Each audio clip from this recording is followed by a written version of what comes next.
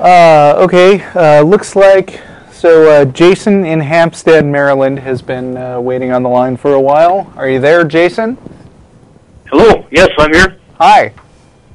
Hi, I've actually been meaning to call in and ask Matt this, but I haven't seen him hosting for a couple weeks Yeah, now. I was here last week, even though it was an off week for me. He was ill. Sick. He was ill. He should be back next week, and but we'll see what we can do with your question. Yeah, I'm not sure. Do either of you guys really know much about the historicity of Jesus?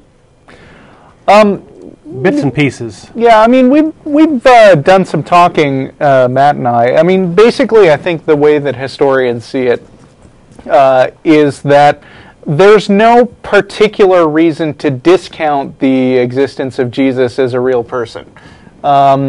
Now, having said that, that doesn't mean that there's strong evidence for it. It's just that when you go back that far into a past event, things become very, very sketchy.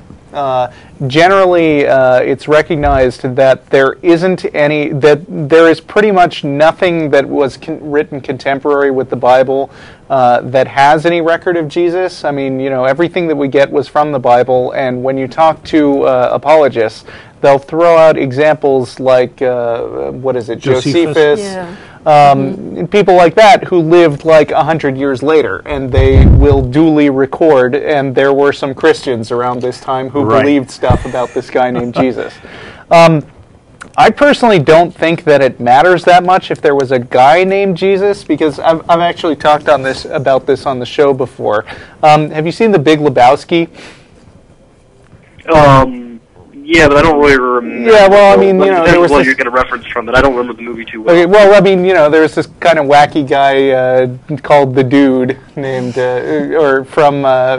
who was that? Jeff Bridges, right?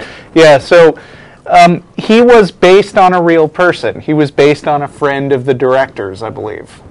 So you could say that Jeff Lebowski was a real guy.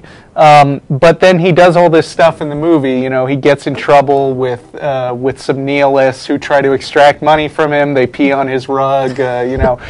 Some people get kidnapped. His friend gets shot, and they try to throw his ashes off a cliff. I mean, it's all comedy.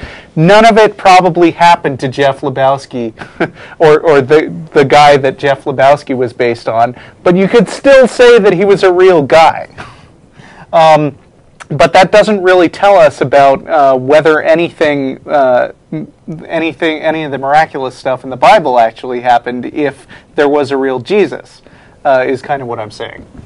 Well, and I can add to that there is a lot of situations where we know that there was embellishment, especially in early Christianity, where there were stories floating around, maybe even adapted from earlier religions, like earlier guys like Mithra and Attis, where these stories were adapted and embellished and glued together and these sorts of things. And given that there was so much of this, and that it was sort of part of the culture, if you will, of the early church to embellish and to grow this thing, you have to wonder, that since they adopted that, can you trust anything there? And can you say anything concrete? And can you believe any claim that isn't, kind of anything more than a boring claim of, somebody drank some wine or whatever?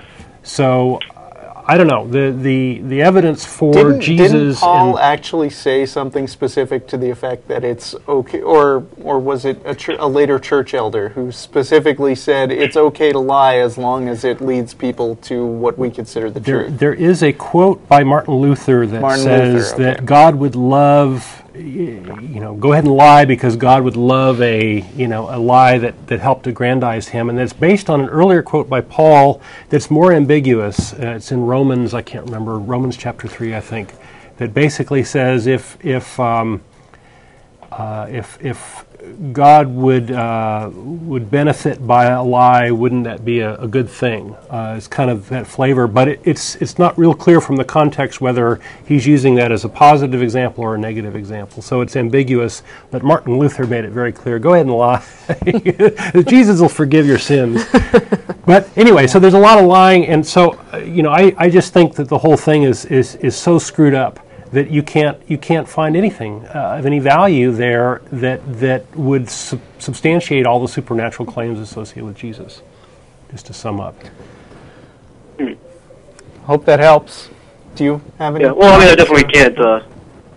I can't disagree on it being kind of ridiculous in a lot of cases. But yeah, I guess that pretty much answers what I would have had. Yeah, I mean, to answer, I know that it is really unclear. I know that there could be no evidence, for a fact that he didn't exist. But I'd say that if there is, a pretty generally undisputed lack of evidence for his existence, then I'd say it's, well, look up the something called the Jesus Seminar, which I understand is mainly concerned with looking into that question. But as far as I've read, they spent some years on that question. Yeah, but as far as I've read about mainstream historians, basically the answer to your question is there is no strong doubt within the historical community that there was a person named Jesus, but nor is there strong backing by evidence. It's just sort of a default position. And in a way, it almost doesn't matter, because it's a huge leap between, if there's a real person named Jesus, it's a huge, huge leap to say, okay, not only was there a real person named Jesus, he was also sacrificed on the cross and rose up to heaven after 3 days and did all these miracles. It's an impossible leap to make, and I think I'm fairly well read. I'm no expert, fairly well read, but I think the evidence for those things happening is pretty slim. Right. At best, I think you could say that the Jesus of the Bible is a character loosely based on Jesus. I understand there was also some recent evidence from archaeological digs that more or less concluded that Nazareth didn't exist at the time that Jesus was supposed to have lived. So if he was from Nazareth, this was a made-up story. So pretty much on every fact you can find some evidence against it, or every fact presented in the Bible, or every claim presented in the Bible, I should say, not fact.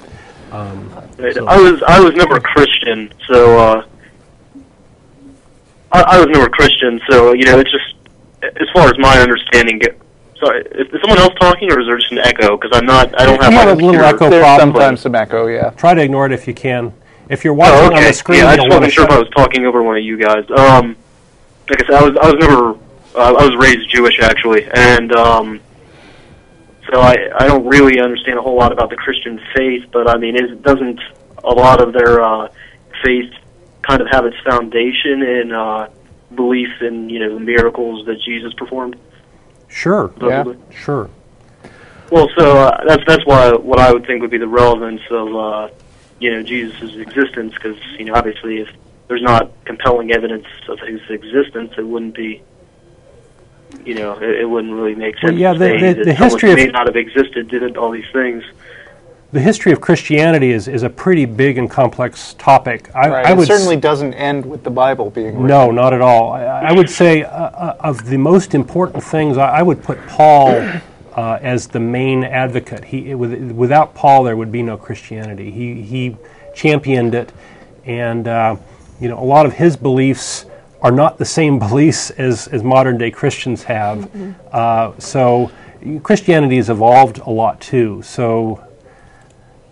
Yes, there is some roots back into these miracle claims and these resurrection claims and such, but that doesn't necessarily mean they're true. Thanks for your call, just for the record, who exactly is Paul, or was Paul? Well, he was a character in the Bible who was real, and he was an advocate. He was someone who supposedly persecuted Christians for a time, and then supposedly had a conversion experience out in the desert, and one can argue that may have been just something like an epileptic seizure or something like that. And waited what, 6-8 Paul, years? Paul wrote the majority of the last half of the New Testament. Pauline epistles. And He's best known for his Pauline epistles. yeah, in fact, I think he wrote most of the entire New Testament. No. No. I mean, there's a bunch of the things in Acts and Thessalonians, Galatians. Okay. Yeah, so in Romans. Anyway, Right. and even some of those are known forgeries, so you have to dig into the details of it. But the main point here is that he, was an itinerant preacher and went out on the road and actually, spread the word of the gospel and really got it going. And he was a serious misogynist, but that's a topic for a whole nother show.